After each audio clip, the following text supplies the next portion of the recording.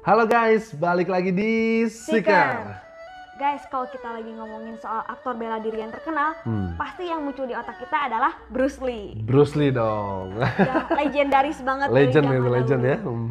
Iya, tapi ternyata sebelum Bruce Lee jadi aktor bela diri, ada orang lain yang sudah jadi aktor bela diri duluan sebelum Bruce Lee. Oh, Namanya adalah Jimmy Wang Yu. Jimmy Wang Yu guys. Dan dialah yang menginspirasi Bruce Lee dan tokoh-tokoh martial art lainnya. Nah, Jimmy Wang Yu ini tapi bukan seperti aktor biasa pada umumnya gitu. Dia tuh spesial karena dia juga merupakan gangster resmi. Ada sertifikatnya, dia tuh beneran gangster. Oh gitu. Bukan cuma di film aja. Jadi selain dia aktor laga pun, dia tuh di luarnya sebagai gangster asli ya. Gangster asli. Oh mungkin di China tuh riot sebutnya ya. Riot. Riot ya. Jadi kalau riot tuh artinya kelompok yang melakukan kejahatan terorganisir. Terorganisir. Betul. Jimmy Wang Yu lahir di Wang Chengquan di Shanghai, Tiongkok pada tanggal 28 Maret 1943. Oh berarti umurnya udah sampai sekarang masih hidup. Masih hidup ya? Masih hidup. Hampir 80 tahun berarti guys ya? Iya, udah 78 tahun guys. Oh 78, ya benar-benar. Nah dia tuh masa kecilnya cukup keras. Dia tuh sering berantem di jalanan sama gangster-gangster, kelompok anak-anak. Jadi dia tuh ilmu yang dia punya tentang bela diri itu bukan dari pelatihan khusus. Oh bukan ikut ke les, karate lah gitu misalnya, taekwondo gitu. Ini mah enggak. Berantem jalanan deh makanya. Berantem jalanan, autodidak belajar sendiri. Dan dia juga ternyata waktu kecil ya, dia tuh suka ikut lomba renang, sering menang. Oh berarti dia ada atlet juga ya, jiwa atlet ya. Dan dia juga pernah ikut pelatihan militer. Jadi kan di situ juga dapat banyak ilmu gitu ya, tentang bela diri apa segala macam. Dan ternyata ilmu yang dia miliki tuh cukup untuk membuat dia menjadi seorang bintang film. Kepake di film tuh ya, si tentang berantemnya ini dia ya. Ya akhirnya tahun 1960 dia tuh pindah dari Shanghai ke Hong Kong untuk meniti karir. Oh iya betul karena memang perfilman di Hong Kong tuh lebih maju ya. Iya, dan dia tuh masuk ke produksi film perusahaan yang terkenal di sana, yaitu namanya Shaw Brothers. Oh Shaw Brothers tuh yang memproduksi Bruce Lee juga tuh. Iya. Ya Shaw Brothers Bruce kan. Lee, Jackie Chan, dia juga. Oh mereka semua ya. Iya. Oh, oke. Nah jadi pada saat itu industri perfilman Hong Kong tuh penuh dengan triad. Jadi di belakang layar tuh banyak gangster-gangster yang mendukung jalannya perfilman di sana gitu. Dan si Jimmy Wang Yu tuh jadi kenal sama banyak gangster. Memang dia juga gangster kan? Nah ini belum. Oh dia belum nih awalnya. Awalnya belum. Justru dia karena terjun ke dunia perfilman jadi kenal gangster-gangster. Oh jadi kenal gangster-gangster dari perfilman ini. Bahkan ada juga yang emang gangsternya ikut jadi aktor juga. Contohnya Michael Chan. Jadi dia tuh aslinya gangster tapi aktor juga gitu. Oh iya Michael Chan itu tahu. Dari 14K Riot. Nah si orang ini Jimmy Wong ini jadi dekat sama 14K Riot dan juga dekat sama Sun Yeon Riot. Jadi dia dekat sama beberapa Riot gitu. Nah guys, jadi di production house atau perusahaannya Shaw Brothers ini tuh memang banyak orang-orangnya tuh yang korupsi ya. Iya. Dan mereka juga banyak kenal sama Riot ya. Sama gangster-gangster. Nah ada satu saudara nih yang terkenal. Namanya tuh Lo Wei. Nah dia tuh yang meluncurkan Bruce Lee, Jackie Chan. Jadi terkenal tuh gara-gara dia yang sutradarain. Dia sutradaranya. Nah dia tuh bergabung di Riotnya Sun Yeon. Sun Yeon ya. Iya. Nah tapi awalnya tuh pekerjaan si Jimmy ini kurang naik daun ya. Dikasihnya cuman film-film minor. Film-film gitu. minor. Dia itu bertahun-tahun tapi karirnya gitu-gitu aja, nggak pernah dapat peran utama. Sampai akhirnya dia tuh dapat tokoh utama di film klasik Hong Kong, judulnya The One-Armed Swordsman pada tahun 67.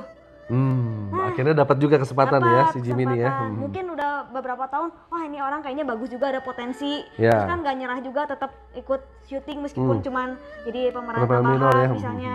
Nah setelah film ini tuh Jimmy langsung jadi selebritas di Hong Kong. Pamor terkenal. Akhirnya jadi bintang nih ya. Iya. Nah, sampai akhirnya dia juga dapat film lain nih. The Chinese Boxer.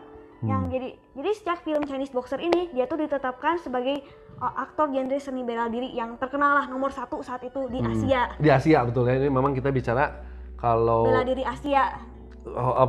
Film action tuh pasti condongnya ke Asia ya. Dan ini tuh di Hong Kong ya. Iya.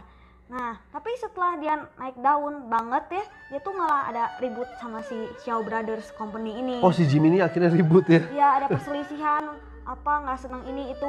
Akhirnya karena si Shaw Brothers juga deket sama Triad dan juga Lowe, jadi akhirnya dia mundur dari si Shaw Brothers. Si Jimmy Padahal akhirnya sayang mundur ya banget, sayang ya, dia padahal dia udah udah jadi ketemu bintang ya. sutradara yang terkenal, udah enak tinggal jalanin, tapi ternyata ribut. Jadi dia pindah ke Taiwan.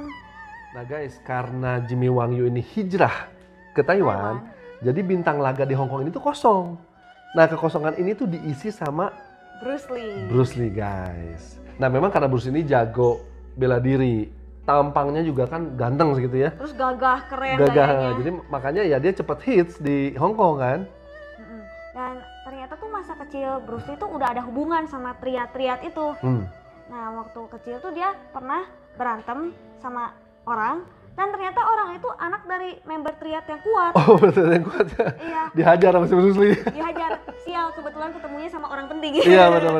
Nah akhirnya karena ayahnya khawatir, ini anak saya gimana bisa dikejar orang, dibunuh. Akhirnya anaknya dikirim ke Amerika. Jadi sama bapaknya Bruce Lee itu, si Bruce Lee dikirim ke Amerika. Supaya aman. Tapi di Amerika juga Bruce Lee tetap meniti karirnya ya. Iya, di bidang apa?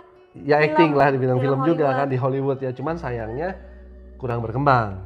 Iya, dan akhirnya karena gini aja, mungkin peran utama nggak pernah dapet, terus popularitas juga kurang. Akhirnya dia pindah ke Hong Kong lagi. Balik lagi nih ke Hong Kong nih. Hong Kong. Nah waktu di Hong Kong, tuh si Bruce Lee tuh ditarik sama sutradara Lowe.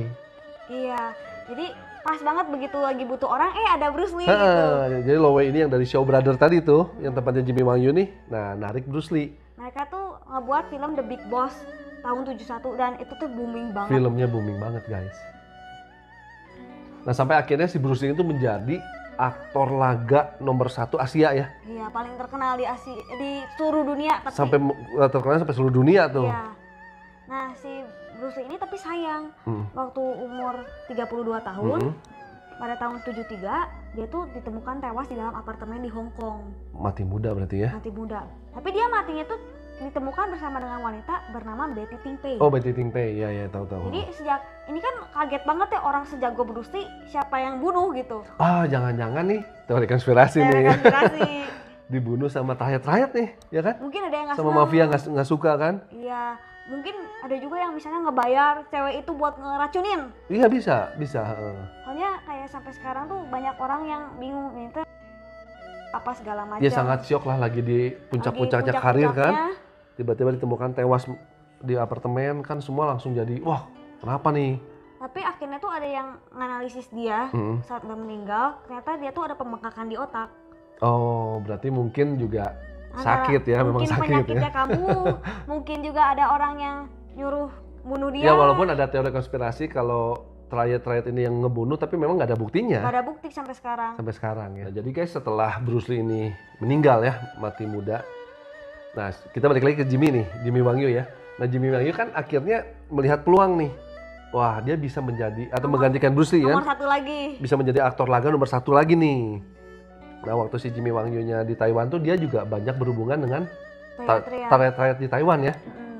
Dan dia tuh paling deket sama satu orang, yaitu namanya Chen Chili. Atau disebutnya tuh Dry Duck. Nah dia tuh ternyata dia tuh orang yang sangat penting.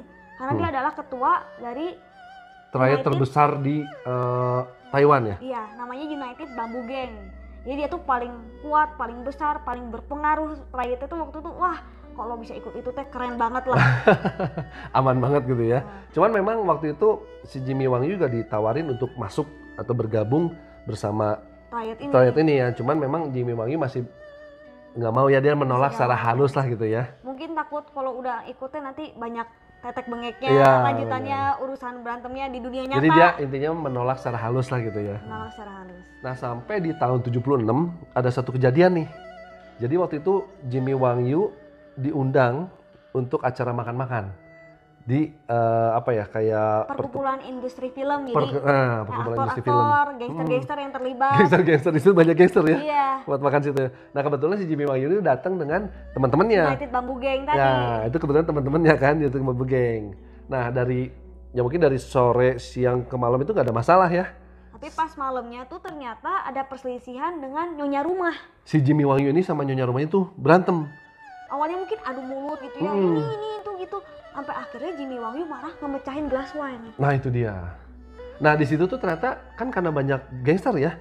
Nah ada salah satu gangster tuh ya ngebantu nyonya rumah nih. Namanya Forces. Dan akhirnya si United Bamboo ini sama Forces jadi berantem di situ.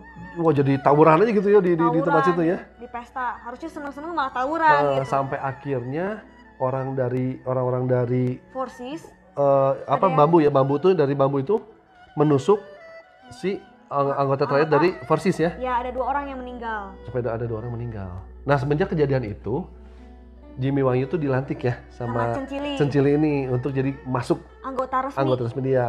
Nah karena dia sudah masuk anggota resmi, si Cencili ini membantu Jimmy Wang di persidangan sampai dia jadi lepas dari tuntutan. Guys, ini sedikit info aja. Jadi Jimmy Wang tuh tadi berantemnya dengan nyonya rumah tuh maksudnya tuan rumah punya istri. Betul. Ya jadi sebutnya kan kita datangkan nyonya rumah gitu, nyonya rumah. Nah setelah ya mungkin si Jimmy Wang Yu ini karena banyak berantem ini, posisi aktor laga ini masih kosong nih.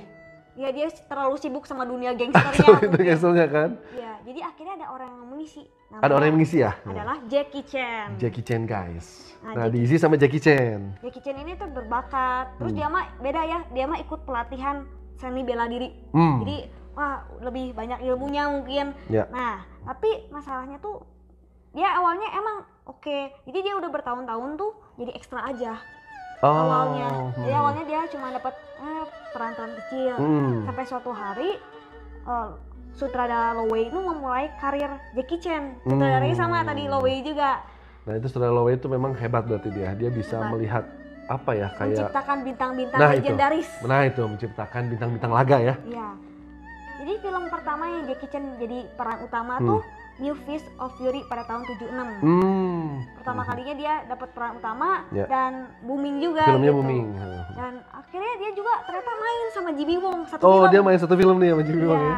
Namanya Killer Meteor tahun 76. Killer Meteor. Tapi meskipun Jackie Chan tuh mulai sukses ya, kan bisa main sama Jimmy Wong yang udah lebih dulu terkenal gitu. Kalau Jimmy Wong tuh orang yang bahasa Jawa yang ngomong ya. Kalau orang bahasa Sunda tuh Jimmy Wang. Jawa. Jawa gitu. Jimmy Wang guys. Nah tapi masalahnya tuh si Lo Wei masih belum melihat Jackie Chan sebagai bintang gitu.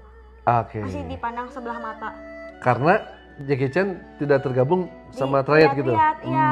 Kalau si Jimmy Wang kan dia banyak triad koneksi gangster. Kalau perindustrian film di Hong Kong kan belakangnya orang-orang gangster ya, orang-orang triad. Nah dia tuh nggak punya koneksi. Jadi sama gangster-gangster tuh ditahan potensinya gitu. Dan dapat kabar juga si Jackie Chan ini juga gajinya kecil ya, dikasih honornya kecil guys, kecil banget ya. Jadi setelah selain ditahan potensinya, honornya juga kecil gitu ya. Iya, tapi dia untung ada yang ngedukung dari belakang Jackie Chan tuh. Ternyata yang ngedukung adalah Jimmy Wang Yu. Jimmy Wang Yu yang ngedukung Jackie Chan ya. Michael Chan. Sama Michael Chan juga yang tadi ya. Mungkin sama-sama aktor, ngerti lah kalau kita teh udah berusaha tapi gajinya cuma segini. Jadi backup ya. Nah karena si Jackie Chan juga dibatasi potensinya sama triad tadi kan. Honornya kecil. Akhirnya ada produser film Hong Kong yang terkenal yang ngelihat potensinya Jackie Chan. Namanya adalah Raymond Chow. Raymond Chow tuh dari Golden Harvest Production Company ya. Iya. Nah, dia tuh akhirnya ngajak bikin kontrak baru nih dengan Jackie Chan. Nih harga intinya mau coba ditarik lah gitu atau dipinjam ya. Akhirnya Lo Wei awalnya udahlah boleh lah ya udah sok lah pinjemin lah gitu ya, pinjam sementara gitu ya. Sebentar aja. Nah, dia tuh main film Snake and Eagle Shadow dan Drunken Master pada tahun 1978. Ternyata filmnya terkenal banget. Booming banget. Dan Lo Wei itu jadi iri guys. Jadi iri. Wah itu kan aktornya saya, kok dipakai sama dia jadi terkenal lagi. Akhirnya Lo Wei itu berusaha dengan menghalang-halangi lah gitu ya, supaya si Jackie Chan tuh jangan pindah lah, kita kan dari awal di sini mungkin gitu ya. Tapi gaji lebih penting. Gaji lebih penting. Akhirnya dia tahun selanjutnya, tahun 79, Jackie Chan ikut lagi Golden Harvest Company dan bikin film namanya Young Master. Dan booming lagi. Makin panas sih Lo Wei. Makin panas. Akhirnya jadi ada pertengkaran antara dua industri film ini. Dan mereka juga punya triad ya tadi. Jadi akhirnya bertengkar dan nyawa Jackie Chan tuh di ujung tanduk. Terancam kan. Karena masalah gini di Hong Kong tuh ya film dengan triad tuh dekat sekali kan. Jadi perang antara dua produksi film juga ya sama dengan perang dengan antara dua triad nih gitu kan. Jadi si Jackie Chan ini terancam nih dan nyawanya ya. Dia tahu cuma satu orang yang bisa nolong dia. Yaitu Jimmy Wang Yu. Jimmy Wang Yu. Hebat berarti Jimmy Wang Yu ya. Iya, soalnya kan dia juga banyak koneksi. Ya sebenarnya kan gini, Jimmy Wang Yu kan dia pengen cita-cita dia kan pengen jadi nomor 1 lagi nih, ya kan? Ternyata diisi sama Jackie Chan. Harusnya merasa terancam. Ya menjadi pesaingan. Cuman karena memang Jimmy Wang Yu ini hatinya juga baik, dia juga dekat sama Jackie Chan, akhirnya dia bantu Jackie Chan sampai terlepas dari masalah di si Shaw Brother ini ya. Jadi guys, menurut autobiografi Jackie Chan yang berjudul I Am Jackie Chan, ternyata manajernya tuh bilang ke Jackie Chan bahwa si Jimmy Wang ini dia berusaha melakukan negosiasi dengan kedua belah pihak dari triad Sunny Yeon, yaitu si Lo Wei, dan juga Golden Harvest Company. Supaya terjadi jalan keluarnya gimana ya, ada kesepakatan lah yang terbaik itu apa kan untuk memperebutkan Jackie Chan ya. Dan akhirnya tuh dia mengadakan pertemuan dengan orang-orang dari Sun Yeon. Sun Yeon itu triad ya. Triad. Nah di pertemuan itu teh malah berantem guys. Malah jadi berantem ya, bukannya menemukan titik damai gitu kan, titik temu malah jadi berantem nih. Perkelahian, mungkin pukul-pukulan lah ya. Nah tapi akhirnya diredain sama polisi. Ada polisi datang. Nah udah reda, tapi nggak tahu si Jimmy teh ngomong apa. Sampai akhirnya Sun Yeon tuh udah lepas. Jadi akhirnya si Jackie Chan lepas. Juga dalam perkelahian itu kan si Jimmy Wang Yu ini menyelamatkan Jackie Chan ya, nyawa Jackie Chan kan? Iya, karena waktu itu dia mati loh. Karena udah ada jalan keluarnya, akhirnya kan Shaw Brothers kelepas dari kontraknya. Soalnya kalau ini berhasil Jackie Chan selamat, tapi kalau ini nggak berhasil Jackie Chan taruhannya gitu. Nah itu, cuman akhirnya Jimmy Wang Yu ini berhasil menyelamatkan Jackie Chan lepas dari Shaw Brothers ya. Nah dari hasil usahanya ini Golden Harvest ini tuh memberi kayak uang kompensasi lah gitu ya ke Jimmy Wang ya. Hadiah karena udah berusaha gitu, sebanyak 2 juta Hong Kong dollar guys. 2 juta Hong Kong dollar. Padahal kan dia tadinya nggak minta uang juga gitu ya, dia kan ya berjasa lah gitu ya. Tujuannya baik, cuman buat kebantu sesama teman aktor. Nah karena kejadian ini juga Jackie Chan itu merasa kayak hutang nyawa nih sama Jimmy Wang Yu ya. Iya. Nah untuk membalas jasanya Jimmy Wang Yu ini, akhirnya Jackie Chan mau atau istilahnya dia tuh bersedia membintangi 2 film yang diproduksi dan disutradari oleh Jimmy Wang Yu ya. Nah, filmnya tuh Fantasy Mission Force dan juga Island of Fire. Dan film ini juga ya booming juga ya. Kayak film-film Jackie Chan mah nggak ada yang nggak booming gitu. Iya. Dan Jackie Chan tuh masih menghormati Jimmy sampai hari ini. Dan Jackie Chan tuh punya quotes guys. Quotesnya gini, ada 3 zaman film seni bela diri Hong Kong. Zaman Jimmy Wang Yu, zaman Bruce Lee, dan akhirnya zaman Jackie Chan. Oh, keren. Jackie Chan. Keren. Wah.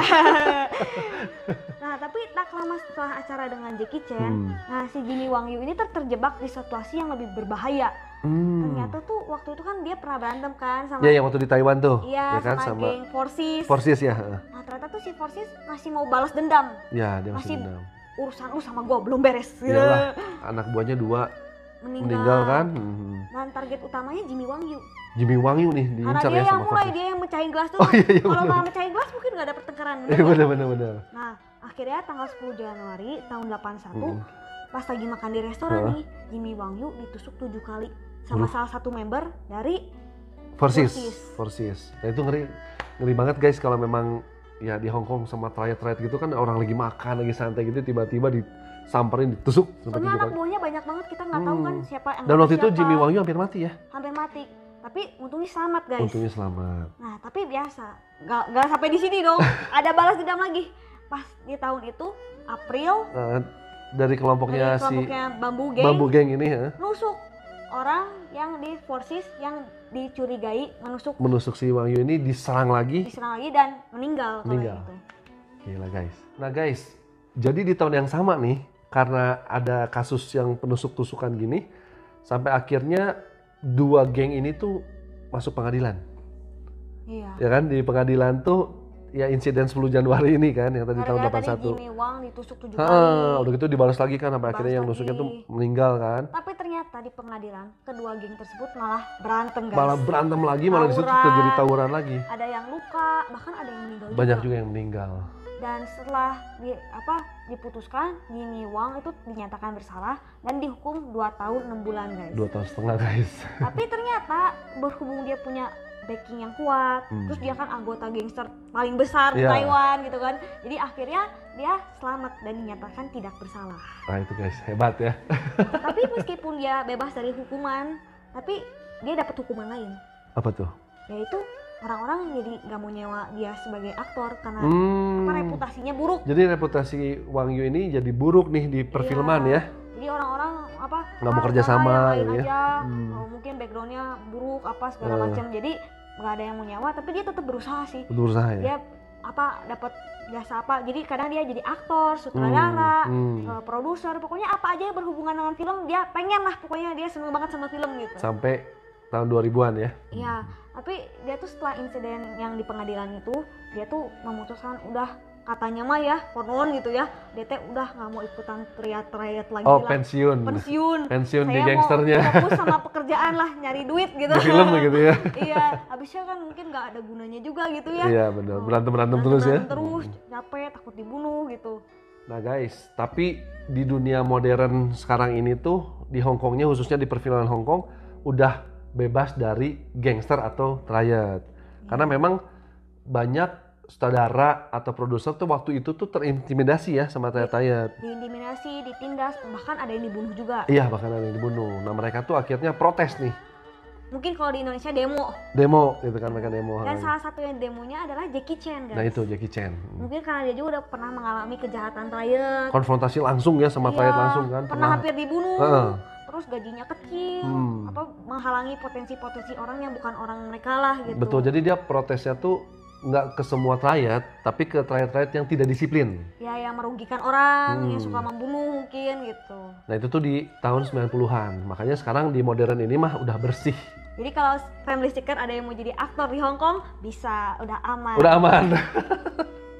Meskipun Jimmy kelihatannya udah bersih, nggak ngelakuin gangster-gangster lagi nih selama 2 dekade, tapi ternyata pada tahun 2007 dipanggil lagi sama pihak berwenang. Gitu ya? Iya, karena Jimmy itu diduga menerima kontrak pembunuhan dari KMT. KMT itu salah satu partai di Tiongkok. Nah, untuk menyingkirkan politisi. Oh, jadi Jimmy Wang Yu tuh istilahnya dapat kontrak untuk ngebunuh salah satu politisi di Tiongkok gitu ya? Iya, mungkin dari partai ini ada yang gak senang sama politisi itu atau mungkin pengen supaya naik pamornya. Nah, tapi begitu dibilang gini, si Jimmy Wang Yu bilang, lah itu kan saya ditawarin, tapi saya kan gak nerima. Oh, ditolak sama dia ya? Dia ditolak, karena dia juga punya alasan kuat lainnya. Si Chen Chili, teman dia itu dulu kan yang ketua dari gangster itu yang ngebantu Bambu, dia tuh dipenjara seumur hidup karena partai ini. Jadi nggak mungkin dong, masa gua mau ngebantu partai yang pernah menyelakain teman gua gitu. Jadi alasan dia tuh cukup masuk akal. Cukup kuat juga ya. Iya. Sehingga dia terbebas dari tuduhan itu ya. Nah, jadi guys, di tahun 2011 ini Jimmy Wang Yu pernah mengalami masalah kesehatan ya. Dia tuh terkena stroke. Jadi setengah badannya tuh udah hilang rasa nih. Tapi dia hebatnya tetap berjuang untuk tetap sembuh. Iya, pengen sembuh, mungkin ikut treatment apa, apa. Nah, sampai akhirnya di tahun 2013 Jimmy Wang Yu ini tuh masih main film loh. Dia dapat peran utama. Judulnya tuh Soul. Nah, sampai akhirnya sekarang ini memang Jimmy Wang Yu udah pensiun dari dunia acting, tapi dia tetap terlibat di dunia perfilman. Ya mungkin dia di belakang layar lah ya. Iya.